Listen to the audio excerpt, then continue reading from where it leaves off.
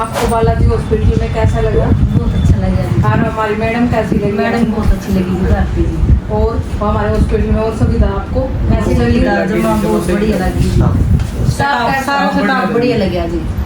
और किसी को भी भेजना हमारे हॉस्पिटल में, ठीक है ना? जरूर भेजा। बिल्कुल रिक्वायरमेंट हो तो जरूर भेजना।